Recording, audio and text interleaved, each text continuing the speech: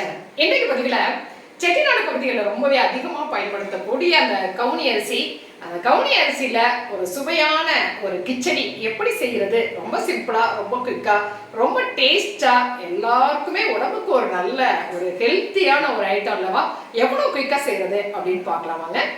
ஒரு கப் அளவுக்கு கவுனி அரிசி எடுத்துருக்குறேங்க. கவுனி அரிசி ரொம்பவே ஒரு சத்தான ஒரு அரிசி, நமக்கு தெரியும். ஒரு கப் அளவுக்கு நான் கவுனி அரிசி எடுத்துருக்கிறேன். அதே கப்பில் ஒரு கப் அளவுக்கு நான் பாசி பருப்பு எடுத்துருக்கிறேன். பாசி பருப்பை லைட்டாக நம்ம வறுத்து எடுத்துகிட்டு வந்துடலாம் பாருங்கள். ஒரு கப் கவுனி அரிசியை நான் ஒரு 8 மணி நேரம் அளவுக்கு தண்ணியில் ஊற வச்சுருக்கேங்க.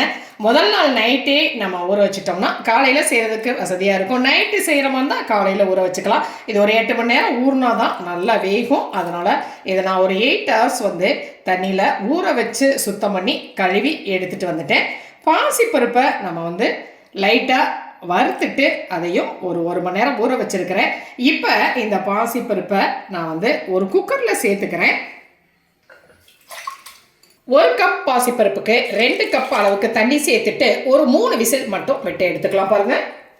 பாருங்கள் இந்த அளவுக்கு 3 விசிலில் பாசிப்பருப்பு வெந்துருச்சு. இதை ஒரு பவுலுக்கு நான் ட்ரான்ஸ்ஃபர் பண்ணிடுறேன். அதே குக்கரில் நான் கவுனி அரிசியை சேர்த்துக்கிறேன். 1 கப் அரிசிக்கு 3 கப் அளவுக்கு நான் தண்ணி சேர்த்துருக்குறேங்க.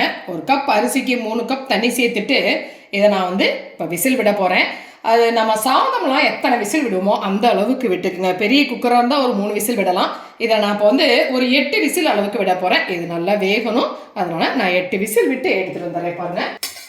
பாருங்கள் ஒரு 8 விசில் அளவுக்கு இந்த அரிசி நல்லா வெந்துருச்சு. இதை இப்போ நம்ம ஒரு அடுப்பில் ஒரு மண் சட்டி வச்சுருக்கிறேன். அதில் நம்ம சேர்த்துக்கலாம். இதில் 1 கப் அளவுக்கு நான் தண்ணி சேர்த்துக்கிறேன். ஹாட் வாட்டர் சேர்த்துக்கிறேன். நல்லா கலந்து விட்டுக்கலாம். இதோட வேக வச்சிருக்க பாசிப்பருப்பையும் நாம் சேர்த்துட்டு கலந்துக்கலாம். பாருங்கள்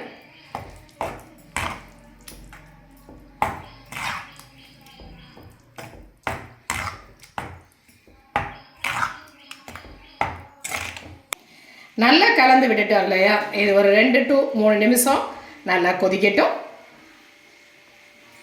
நல்லா ஒரு கொதிக்க ஆரம்பிச்சிருச்சு பாருங்கள். இந்த அளவுக்கு இந்த அரிசி பருப்பு நல்லாவே வெந்திருக்கு இல்லைங்களா. பாருங்கள்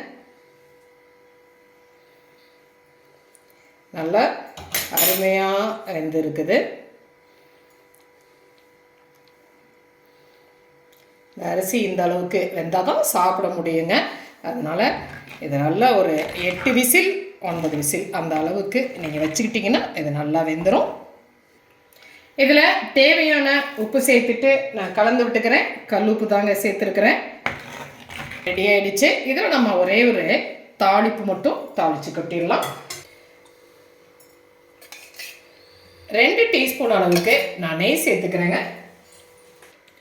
1 டீஸ்பூன் அளவுக்கு ஜீரகம் சேர்த்துக்கிறேன். ஒரு 5-6 பூண்டு பல் பொடியை கட் பண்ணி வச்சுருக்கிறேன். அந்த பூண்டையும் நாம் இதோட சேர்த்துட்டு நல்லா வதக்கிக்கலாம். பச்சை மிளகா ஒரு 3 பச்சை மிளகா 2 கீறி வச்சுருக்கிறேன். அதையும் நாம் இதோட சேர்த்துக்கலாம். ஒரு மிளகு 1 டீஸ்பூன் அளவுக்கு தட்டி வச்சுருக்கிறேன். ரொம்ப நைஸாக இல்லைங்க, 1-2 பொடிச்சு வச்சுருக்கிறேன். அதையும் இதோட சேர்த்துட்டு கலந்துக்கலாம். முந்திரி பருப்பு ஒரு 10 முந்திரி பருப்பு 2 எடுத்து வச்சுருக்கிறேன். அதையும் சேர்த்துட்டு வறுத்து விட்டுக்கலாம். கருவேப்பிலை ஒரு 2 இனுக்கு சேர்த்துக்கலாம். நல்லா வறுபட்டுருச்சு. இப்போ அடுப்பு ஆஃப் பண்ணிவிட்டு இதை அப்படியே நம்மளுடைய பொங்கலில் சேர்த்துக்கலாம். பாருங்கள்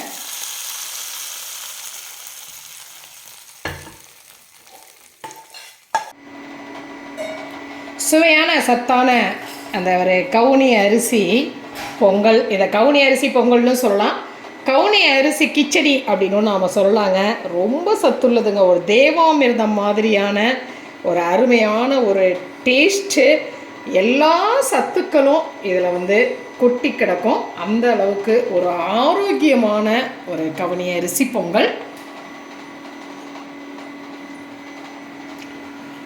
இது வந்து சுகர் பேஷண்ட்டு, டயட்டில் இருக்கவங்க எல்லாருமே சாப்பிட்றதுக்கு ஒரு அருமையான ஃபுட் ஐட்டங்க. டயட்டில் இருக்கிறவங்க கண்டிப்பாக இதை வந்து கண்டினியூஸாக செய்யும் பொழுது அவங்களுக்கு வந்து பாடி வெயிட் வந்து நிச்சயமாக ரெடியூஸ் ஆகும். அந்த மாதிரி ஒரு அற்புதமான ஒரு ஃபுட் ஐட்டம். டயட்டில் இருக்கவங்க சாப்பிடும் பொழுது அந்த நெய் தாளித்தோம் இல்லையா, அதுக்கு பதிலாக 1 டீஸ்பூன் எண்ணெய் சேர்த்து தாளிச்சுக்கலாம். முந்திரி பருப்பை நாம் வந்து ஸ்கிப் பண்ணிடலாம், அவ்வளோதாங்க, வேறு ஒன்றும் கிடையாது.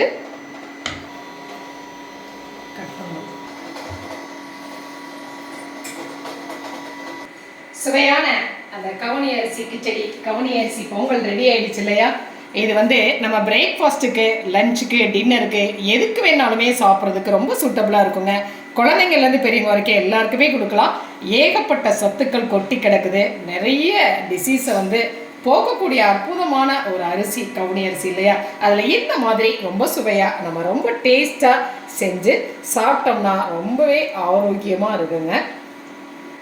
செஞ்சு பார்த்துட்டு உங்களுடைய கமெண்ட்டை சொல்லுங்க. இந்த பதிவு உங்களுக்கு பிடிச்சிருந்துச்சு அப்படின்னா சப்ஸ்கிரைப் பண்ண மறக்காதீங்க.